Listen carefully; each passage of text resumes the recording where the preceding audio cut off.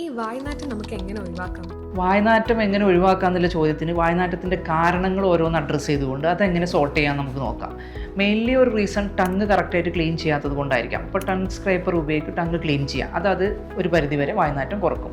പിന്നെ നമുക്ക് ഫുഡ് ഇടയ്ക്കിടയ്ക്ക് സ്റ്റക്ക് ആവുന്നതായിരിക്കും. പല്ലുകളുടെ ഇടയിലുള്ള ചെറിയ ചെറിയ ഗ്യാപ്പുകളിൽ ഫുഡ് കൂടുന്നത് കൊണ്ടും വായ്നാറ്റം വരാം. ഇങ്ങനെ വായ്നാറ്റം വരാണ്ടിരിക്കാൻ ഡെൻ്റൽ ഫ്ലോസിങ് ഇപ്പോൾ മാർക്കറ്റിൽ അവൈലബിൾ ആയിട്ട് ത്രെഡ് ഉണ്ട്. പിന്നെ അഡ്വാൻസ്ഡ് ആയിട്ട് വാട്ടർ ഫ്ലോസ് അവൈലബിൾ ആണ്. ഇത് യൂസ് ചെയ്യുക. ദെൻ പ്രൊഫഷണൽ ക്ലീനിങ്, ഡെൻറ്റിസ്റ്റിനെ കണ്ട് വായ്നാറ്റത്തിൻ്റെ കാരണം എന്താണെന്ന് കണ്ടെത്തി പ്രൊഫഷണൽ ക്ലീനിങ് ചെയ്യുക.